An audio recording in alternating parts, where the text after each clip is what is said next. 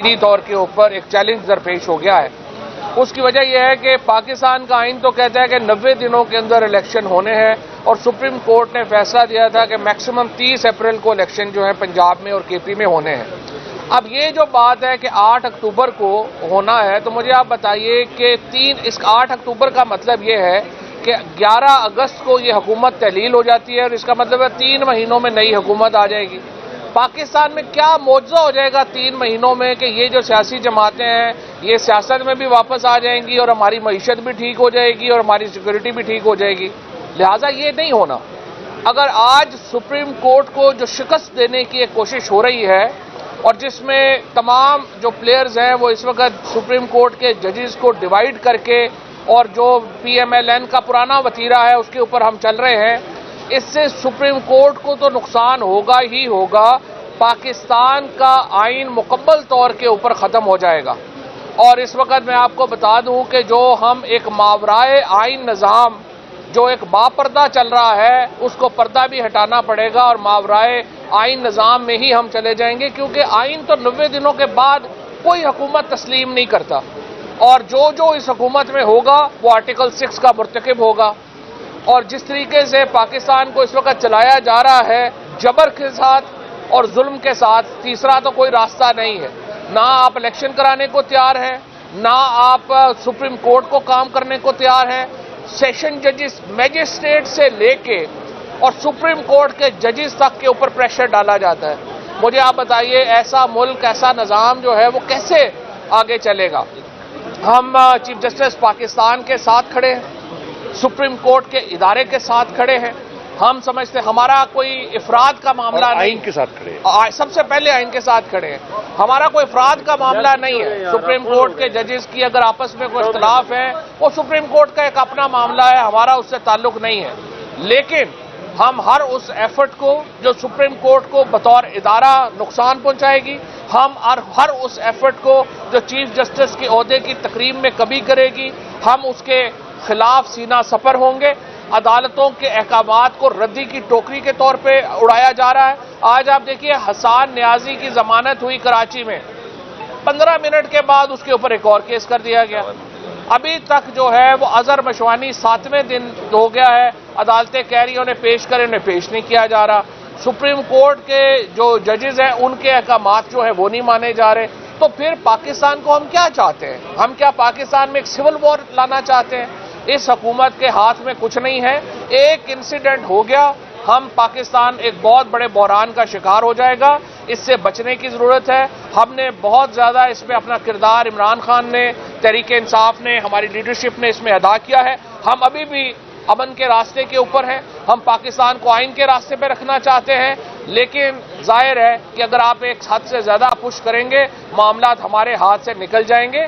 आप अदालतों को काम करने दें, मौजूदा हुकूमत उसमें जो रुकावटें डाल रही है उससे बाज रहे और उसके बाद आइन की तरफ वापस आए। ये वाहिद तरीका है पाकिस्तान को चैलेंजेस से बचाने का। Thank you. आज के ख्याल में एक मिनट शाह साहब, जिस तरह PMLN के लोग बाद में 2-3 महीने से बार बार ये बात दोहराता रहा हूं कि पाकिस्तान का आइन खतरे में है और किसी को शक नहीं होना चाहिए, वो बदकिस्मती से अब वाकयात हमारे सामने खुल के सामने आने शुरू हो गए हैं। और आइन चीज क्या है? ये वो समाजी एक हमारा मुआहदा है जिससे 22 करोड़ पाकिस्तानियों ने आपस में जिंदगी गुजारने का एक तरीकेकार रब्त किया हुआ है। जब हम आइन तोड़ते हैं तो वो सिर्फ एक 90 दिन या इलेक्शन या 91 दिन के इलेक्शन की बात नहीं है। इसका मतलब कि वो मुआहदा जिसकी बुनियाद के ऊपर 22 करोड़ लोग आपस में मिलकर एक जिंदगी गुजार रहे हैं, वो मुआहदा ही टूट जाता है।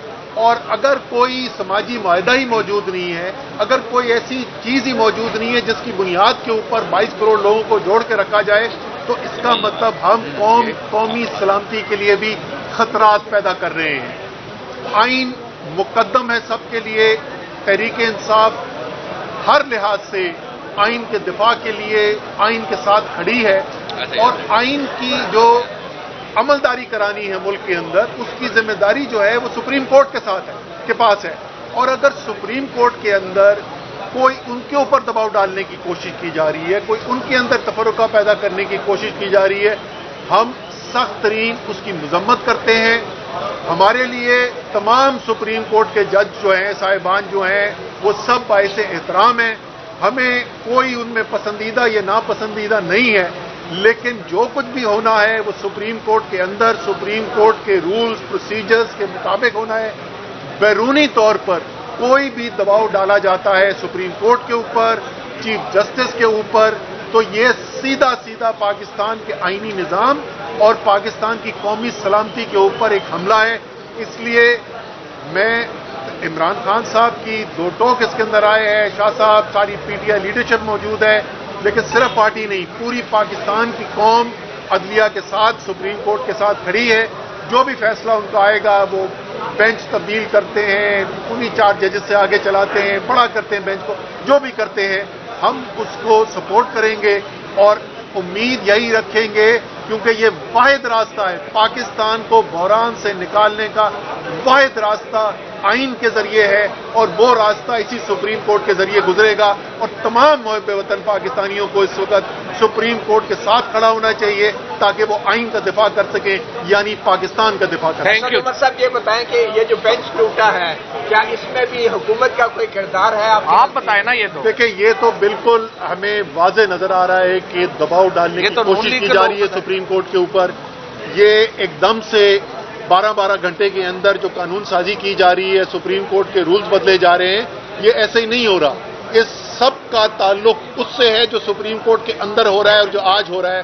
اور یہ بھی کمال کی بات ہے، پاکستانیوں کو میں یاد دلا دوں، یہ جو پی ڈی ایم کی حکومت اس وقت بیٹھی ہوئی ہے، یہ ایک سپریم کورٹ کے فیصلے کے نتیجے میں ان کا قیام آیا تھا، اور وہ ایک از خود نوٹس تھا جو اسی عمر عطا بندیال چیف جسٹس پاکستان نے لیا تھا. اس وقت ان کو نہ عمر عطا بندیال کے اوپر کوئی اعتراض تھا، نہ از خود نوٹس کے اوپر اعتراض تھا، نہ سپریم کورٹ کے اوپر اعتراض تھا. اپیل کا حق مل رہا ہے آپ کو اب تو نئے قانون کے تحت؟ Thank you.